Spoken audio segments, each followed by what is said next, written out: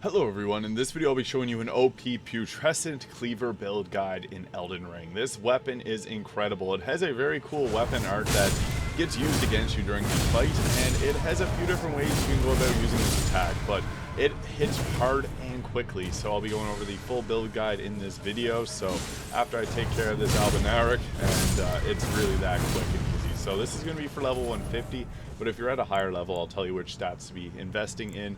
So 50 Vigor, just to give some survivability, 22 Mind. This actually doesn't use a whole lot of your FP, but you can boost this up a little bit higher as you level.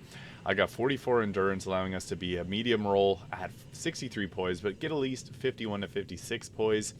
And I'm working with 32 Strength, 10 Dexterity, 10 Intelligence, 15 Faith to allow us to cast a few incantations.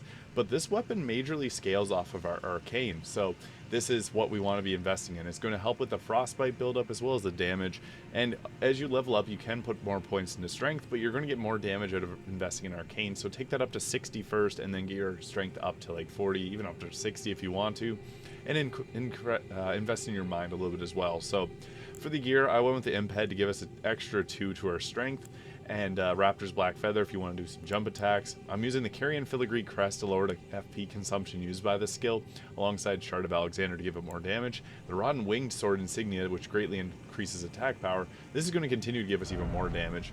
However, you can just use the regular versions or Millicent's Prosthesis, but also the Dragon Crest Great Shield for survivability.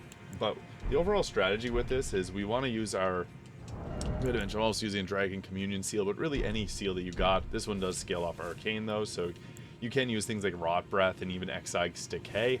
But we want to start with our Flame Grant Me Strength. This is going to give us a damage buff outright, and then you can start combat off with the Swarm of Flies. This will trigger Blood Loss, so if you want to wear the White Mask, you can get a bit of extra damage off that after the Blood Loss procs. But really it's just that simple. Like, you're just going to go ahead with the Flame Grant Me Strength and then jump at them with the weapon art. Now if you press L2, it's going to have a certain attack, and I'll just show you just the regular attack there. So it can one-shot on a charge, 1800 damage. If you press the right trigger, you do another jump and then attack 3 times quickly. So this can be cool because you can switch up your attack variation between the L2 attack, which I'm doing here, which will just repeat endlessly. And then once you want to, you can use the R1 attack to, or R2 attack to jump out of that. So you can go L1 or L2, and this is the R2 attack, which gives you a little bit more range, but it overall hits extremely hard and can pretty much one-shot all these little weak Albinaurics here. And this weapon has a lot of scaling from the Arcane, allowing us to use some different spells. So I just have the classics: Flame Grant Me Strength, Rotten Breath, Swarm of Flies. If you want, you can go up to 25 Faith to get Golden Vow. That's another really nice one to have. And as we level up our Arcane, if you get it to 49, you can use Bale's Tyranny, which is a pretty fun incantation. I like using it, but overall, there's a bunch of different ones we can use that is going to give us blood loss buildup, so that just gives us a little bit more versatility.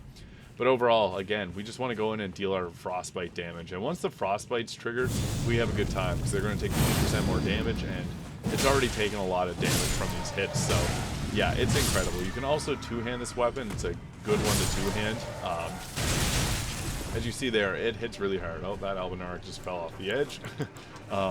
Great for jump attacks, so that's why I got the Raptor's Black Talons on, just to give a bit extra jump attacks. But with the two-hand, it has a really nice swinging attack there on the R2. You typically just want to use your spinning guillotine though, because this is just good range, and it can kind of stun-lock enemies if you get them caught in it. So, oh, I got shredded there. That was unfortunate timing. Sometimes those attacks hit multiple times.